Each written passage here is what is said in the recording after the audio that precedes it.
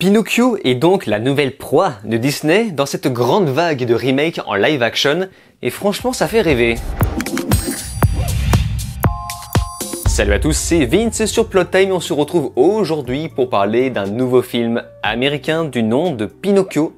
Encore un film Pinocchio et cette fois-ci de Disney est réalisé non pas par n'importe qui mais bien par Robert Zemeckis en personne. Robert Zemeckis, c'est un grand réalisateur, c'est Forrest Gump, c'est Retour vers le futur, la trilogie, et j'en passe et des meilleurs. Et bizarrement, ce nouveau remake live action est disponible uniquement sur la plateforme Disney+. C'est très bizarre de faire un remake de cette ampleur, une chose exclusive à cette plateforme. Bref, en tout cas, ce film est adapté du roman Les Aventures de Pinocchio de Carlo Collodi, mais surtout c'est un remake du film d'animation de Pinocchio des années 40. Un film que j'ai vu et revu et re-revu, putain qu'est-ce que j'adorais ce film. Et quand j'ai vu que c'était un film des années 40, je suis tombé de ma chaise parce que ça n'a tellement pas vieilli, enfin en tout cas, on dirait un film des années 80, tellement qu'il était en avance sur son temps. Les dessins, les animations, le côté cartoonesque et mignon. Qu'est-ce que j'aime ce film, même si ce n'est pas mon plus préféré, car un des plus anxiogènes, hein. Et si vous me suivez depuis un moment, je pense que vous connaissez déjà mes goûts concernant les remakes en live action de Disney. Alors je vous renvoie sur ma vieille vidéo bourrée de fautes de français insupportables avec une image dégueulasse. Mon avis n'a changé en rien. La dernière fois qu'on avait eu un remake de cette ampleur sur la plateforme Disney+, il me semble que c'était La Belle et le Clochard, qui pour moi est une horreur. J'avais déjà eu l'occasion de faire une vidéo dessus, il y a fort longtemps, donc si vous voulez, je vous mets également le lien en annotation. Un film sympa à regarder, mais incroyablement inférieur à la version d'origine. En plus de trahir le bouquin pour pouvoir cocher quelques petites cases de l'agenda, bref, c'est insupportable. Mais bon, dans le cas de Pinocchio, c'est un peu différent car Robert Zemeckis reste pour moi un grand monsieur, bien qu'il se soit fait probablement brider par Disney de la même façon que Tim Burton dans son film Dumbo, que je n'ai pas non plus aimé. Bref, tant de choses à dire, voyons vraiment ce que ça vaut.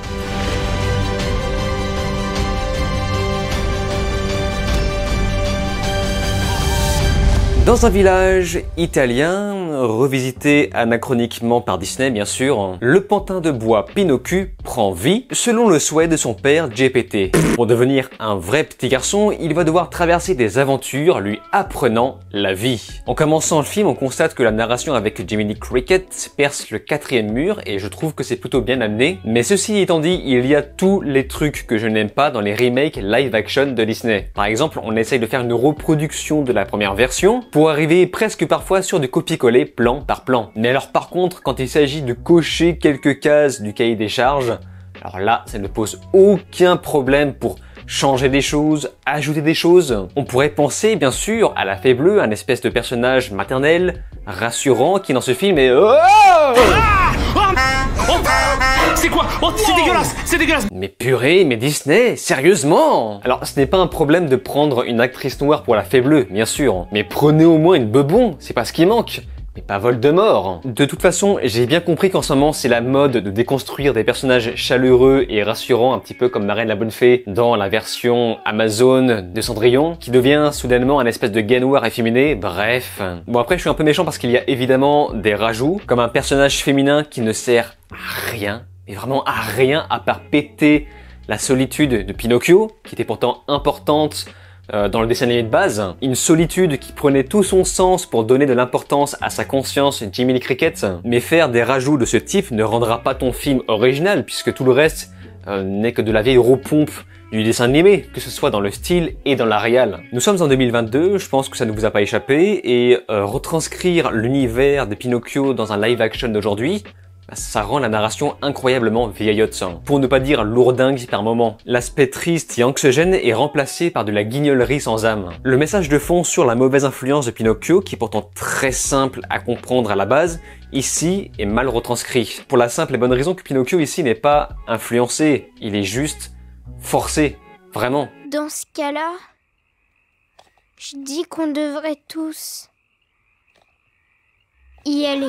J'ai le souvenir que Pinocchio était heureux de faire ses conneries, de faire des bêtises, de fumer des guinzes. Bref, en tout cas, à côté, la réal, évidemment, est impeccable, fine, fluide. Mais comme le remake de Dumbo, j'ai senti que Zemeckis était bridé dans sa façon de faire. Ça se voit tellement qu'on lui a forcé la main en lui demandant de reproduire des plans de l'original, et je ne comprends vraiment pas l'intérêt de faire ça. Et je ne suis pas sûr que les clins d'œil extrêmement grossiers à Disney étaient nécessaires, surtout qu'il y a beaucoup de trucs anachroniques. Et le passage sur l'île enchantée en fait des tonnes et des tonnes sur la caricature. C'est juste débile. Dans le dessin animé, il y a vraiment ce côté macabre et triste. Et surtout, mais où sont ces putains de cigares? C'était vraiment simple et efficace comme message. Je veux dire, je peux vous garantir que moi, ça m'a dégoûté de fumer, hein. Et spoilers, aujourd'hui, je suis encore non-fumeur. À la place, on a remplacé ça par des bières de beauf. Alors qu'en vrai, les bières, tu ne vois pas l'effet négatif comme ça dans ce film-là. Genre quand Pinocchio fumait un gros cigare, tu voyais sur sa tronche qu'il prenait cher. D'ailleurs, en parlant de ce passage, dans le remake, il y a beaucoup de filles, alors que moi, j'ai le souvenir qu'à la base, il y avait beaucoup, si ce n'est que des petits garçons. Et c'était purement volontaire, parce que bon, bah voilà, les délinquants, dans sa généralité, ce sont des garçons. Et je dis bien dans sa généralité parce que bah, c'est comme ça en fait. Voilà, c'est les petits connards. Enfin, vous pensez vraiment qu'à cet âge-là, les filles ont envie de casser les trucs? Je veux dire, c'est la testo qui parle. Les délinquants, c'est les petits garçons. Et le final avec Monstro, pareil, ne fait que reproduire le premier film. Même si, encore une fois, la caricature va beaucoup trop loin. Puis on ne ressent absolument jamais le danger. Par contre, j'ai un point positif à souligner et c'est pas un petit.